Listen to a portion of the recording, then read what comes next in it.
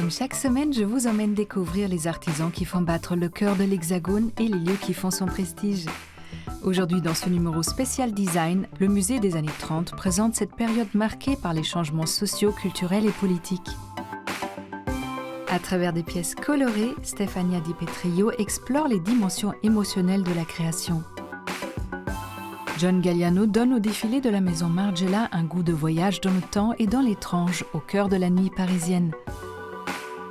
Les formes organiques d'une nature omniprésente s'incarnent dans les créations de l'ébéniste Maxime Goléo.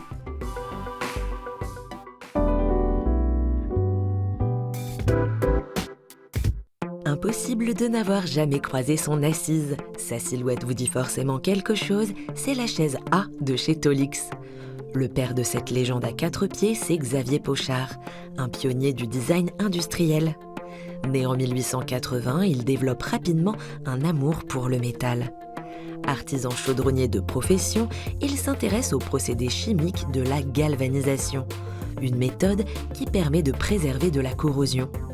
À grands coups d'expérimentation, il fonde finalement en 1927 la maison Tolix, où il développe une gamme d'articles ménagers. Robuste et fonctionnel, il a à cœur de créer des objets à l'esthétique aussi intemporelle que durable. Ainsi naîtra la chaise A, réinterprétée plus tard par son fils dans sa version fauteuil A56. Si les terrasses de café et les jardins s'habillent de cette assise, le plus célèbre de ses hébergeurs reste le paquebot Normandie.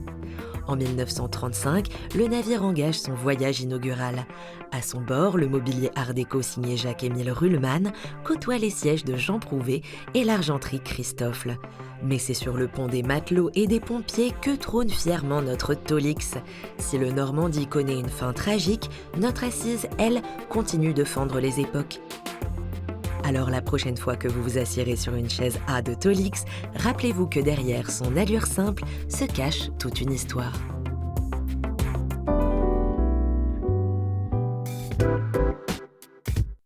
À Boulogne-Billancourt, le musée des années 30 revient sur une décennie de changements aussi bien artistiques que culturels. Une visite confidentielle dans Tous au musée.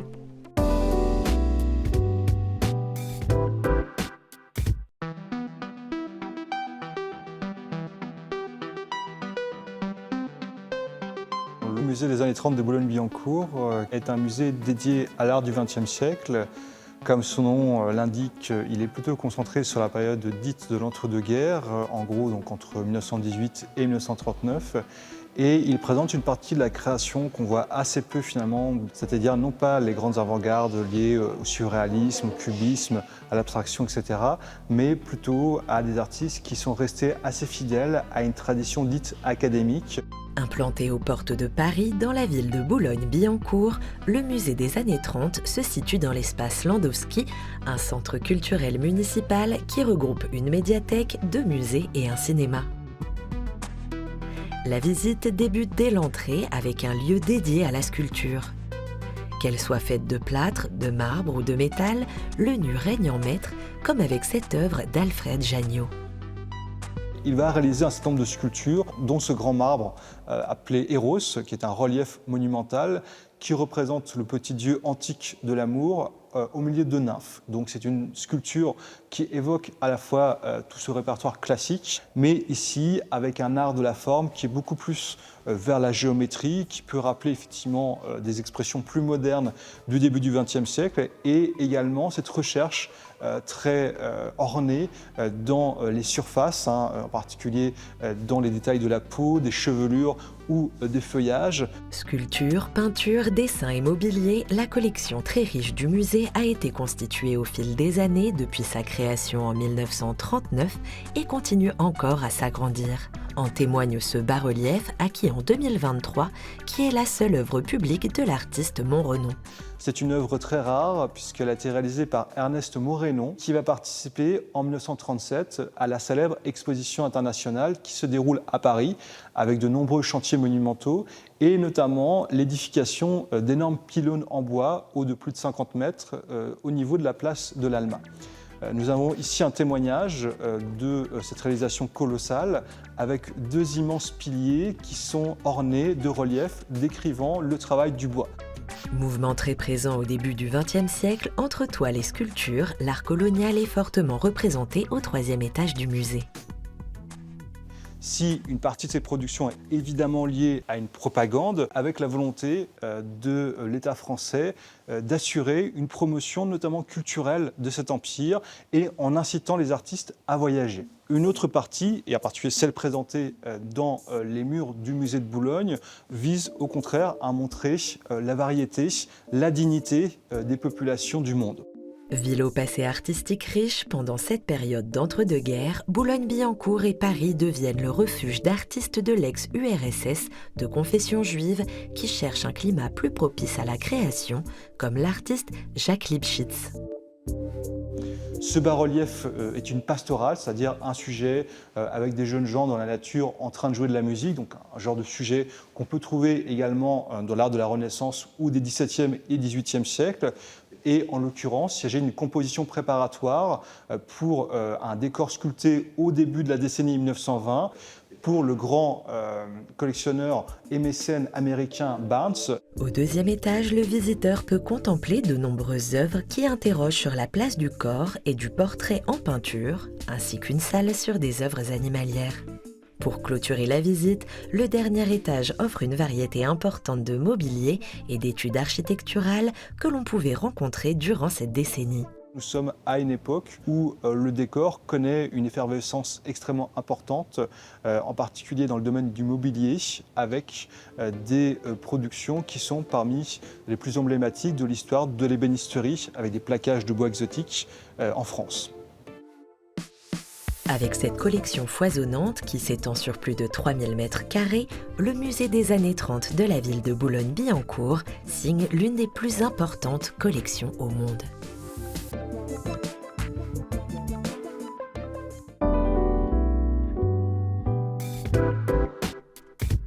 Notre invitée du jour, c'est Stefania Di Petrillo, designer italienne inspirée. Elle se nourrit aussi bien des nuanciers de couleurs que des matériaux. Découverte.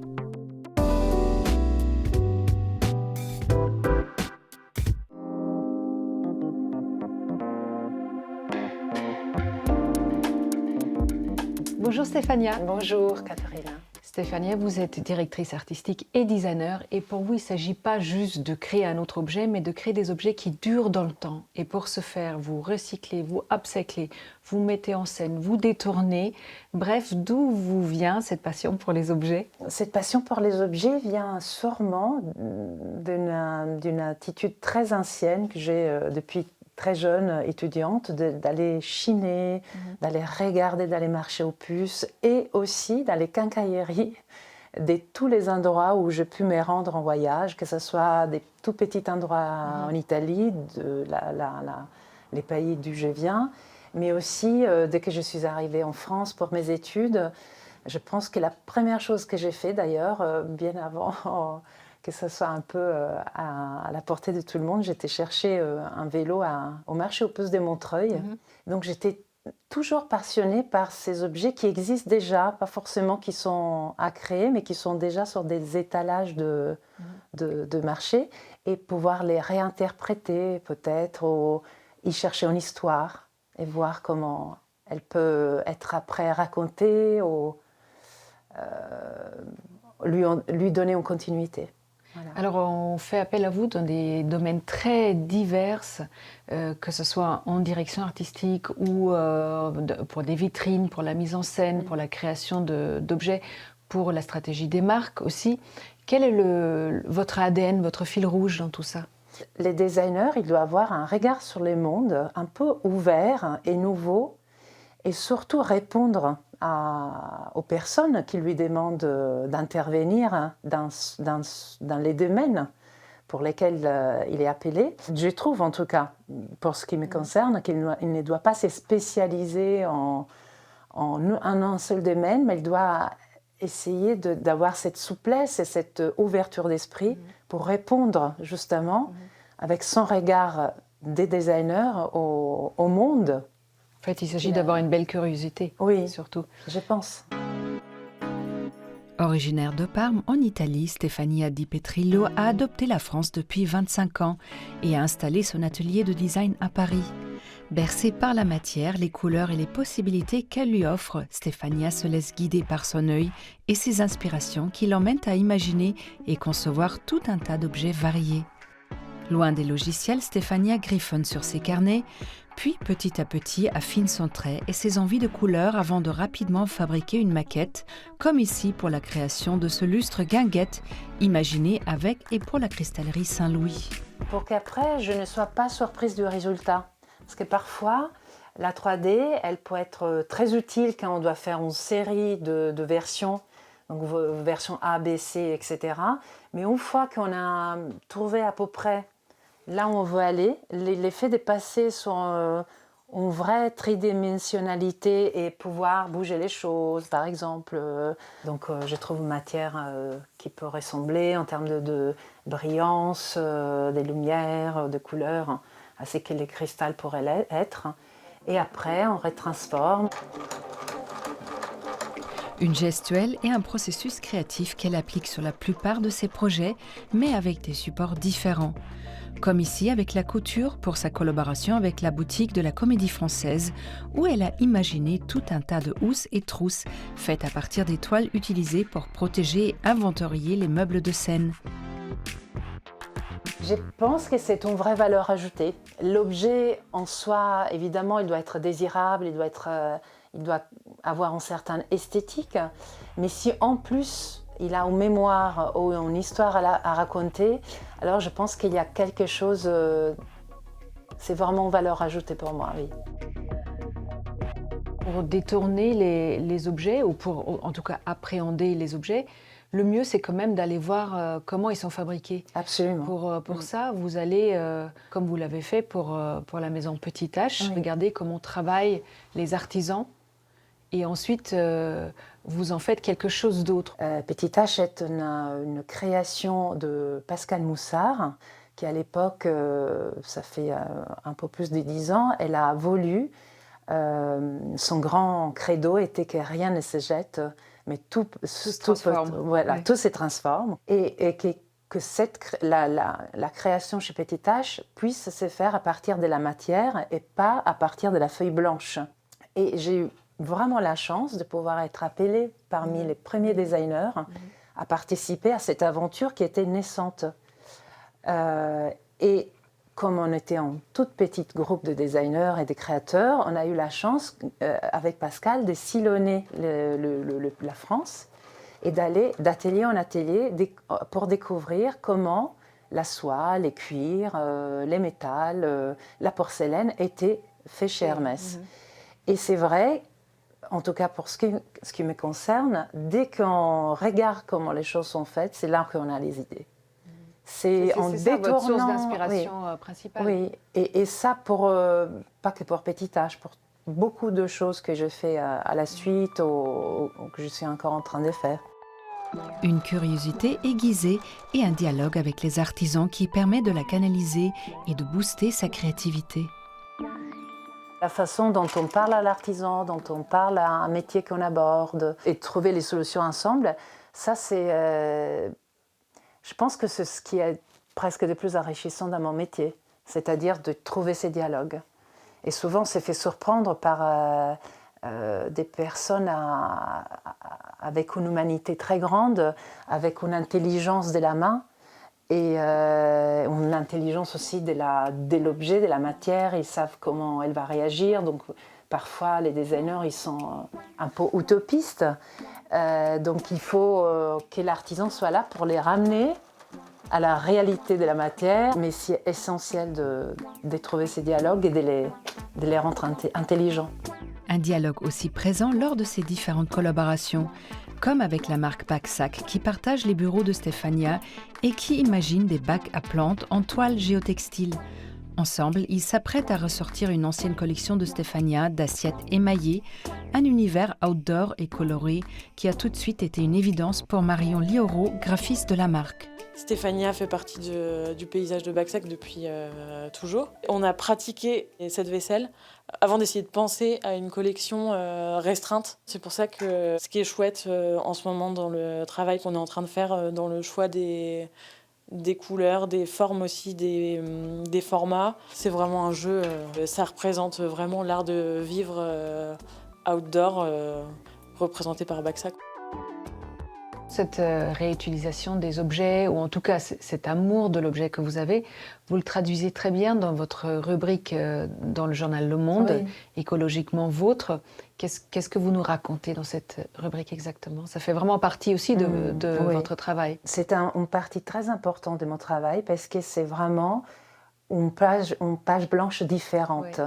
Ce n'est pas une page blanche de mon expression, ma création, c'est un regard sur le monde, un regard sur des objets qui existent déjà, qui sont faits par autres personnes, qui sont souvent anonymes, mais qui, voilà, mon regard de designer, on va dire, analyste presque de l'objet, doit mettre en exergue son intelligence d'usage, son intelligence de réalisation, de fabrication. Il y a probablement un livre qui va être créé avec toute cette récolte d'objets. C'est vraiment un exercice très intéressant pour moi parce que très souvent, en analysant ces objets qui existent depuis peut-être des millénaires parfois, j'ai des idées autant que créatrice pour aller chercher ces savoir-faire, modifier peut-être les savoir-faire pour faire des créations nouvelles. Merci beaucoup Stéphania. De rien, merci à vous.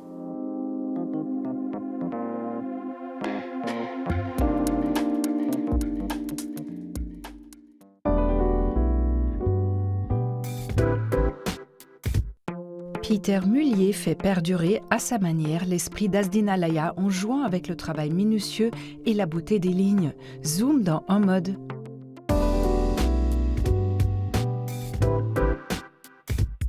Elle incarnait la force, la liberté et le désir et parcourait les rues comme un terrain de jeu qu'elle occupait avec la plus grande insouciance.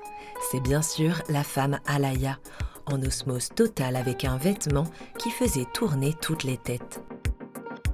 Mais qu'est-elle devenue au décès de son fondateur? Réponse avec Peter Mullier à la tête des collections depuis 2021. Marcher dans les pas d'Azzedine Alaya, c'est se confronter à l'un des derniers grands génies de son époque. Un couturier hors pair, aussi solaire que perfectionniste, dont la seule ambition était de rendre les femmes belles. Chez Alaya, le vêtement est au service du corps, jamais l'inverse. C'est avec cette idée en tête que Peter Mullier a pris le relais. Pour sa collection été-automne 2024, c'est donc sur la technique qu'il s'est concentré en développant des tissages de laine mérinos particulièrement sophistiqués. Robes, manteaux et pantalons ont été conçus à partir du même fil, déclinés dans des formes et dans des textures différentes. Un minutieux travail de développement pour un rendu d'une précision hors pair. À la fois souples et gainantes, les matières traduisent un rapport fusionnel au corps, élément clé de la mode Alaya. Tout est une question de courbe, celle de la femme comme celle du vêtement qui se tisse autour d'elle. Qu'importe sa longueur ou sa couvrance, il devient alors comme un cocon intime et protecteur qui offre à celle qui le porte un supplément de force, un élan dynamique pour affronter le dehors. Cette notion d'intimité est au cœur de l'histoire d'Azzedine Alaya, celle qu'on entretient avec le tissu, mais aussi avec ses amis, ses proches et son atelier de couture mythique. Conscient que chercher à reproduire son style unique aurait été peine perdue, Peter Mullier est néanmoins resté fidèle à cet esprit collectif et à ce lien puissant entre la femme et son vêtement. On retrouve l'essence de la maison dans les formes ergonomiques, dans la souplesse des mailles, chez les mannequins qui respirent le naturel, cheveux lâchés et bijoux imposants. Tout est dans cette allure qui absorbe l'énergie d'une pièce, exubérante en léopard ou légère dans une robe à pois, elle dégage une puissance qui captive l'attention. Avec ce défilé, Peter Mullier tourne définitivement la page de la nostalgie pour écrire un nouveau chapitre. En s'emparant à sa manière des fondamentaux de la maison, il parvient à en retrouver l'essence et à la transposer dans le monde d'aujourd'hui. Une preuve que l'esprit Alaya est encore bien vivant, toujours prêt à séduire, à innover et à laisser une marque indélébile sur son passage.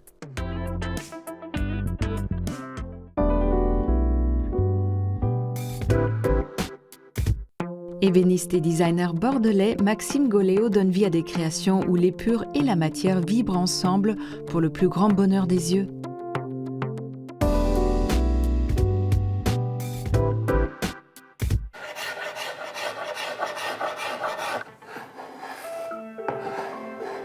On est sur un matériau qui est naturel et qui a vraiment des spécificités où, avec le grain, chaque bois est différent, on va pouvoir jouer sur ces textures-là, le dessin déjà intrinsèque du bois.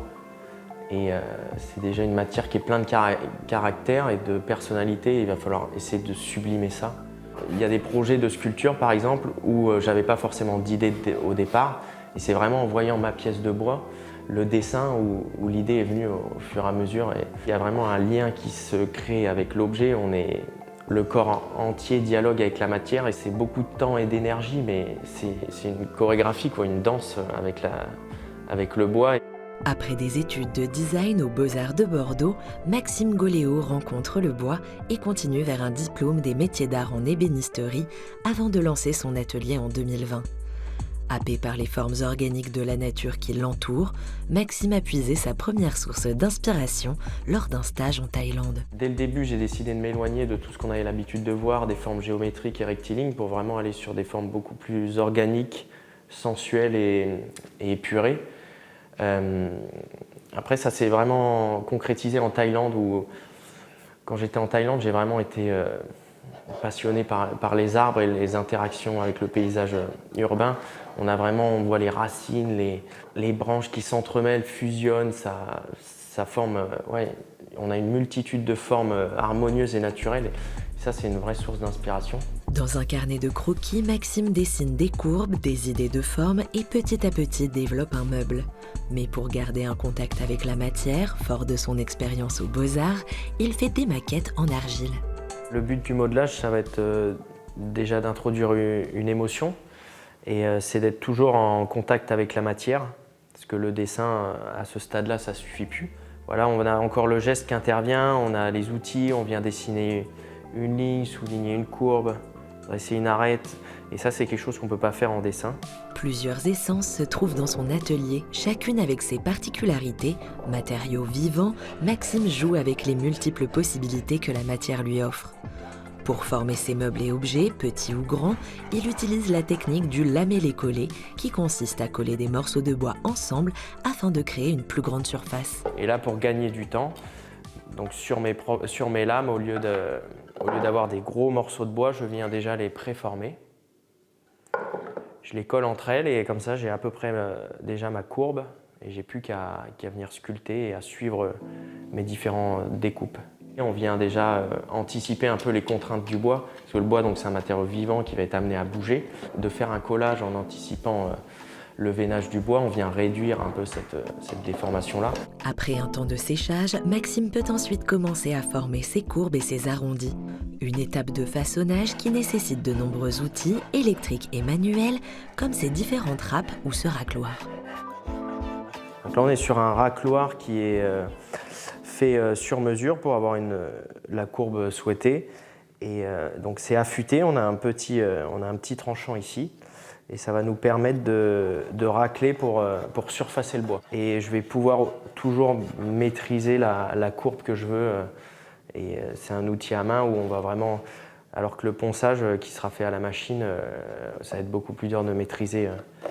Là, je peux vraiment passer dans les courbes. Un balai dans la poussière et les copeaux nécessaires pour donner vie aux formes qu'il imagine. Des courbes soulignées par l'étape du vernis. Ce que j'ai envie, c'est qu'on passe à côté du meuble et qu'on ne le regarde pas juste, on a envie de le caresser, de ressentir. On a quelque chose de très sensuel, très organique, sur des formes qui sont très épurées, mais on a cette courbe et ces creux. Et là, le fait de mettre de l'huile, ça va venir révéler le grain et mettre en avant ces courbes et ces creux du bois. Designer et ébéniste, Maxime Goléo imagine des pièces entre mobilier et sculpture que l'on retrouve dans des galeries françaises et européennes, mais également américaines, où chaque courbe et chaque veine du bois sont une invitation au toucher.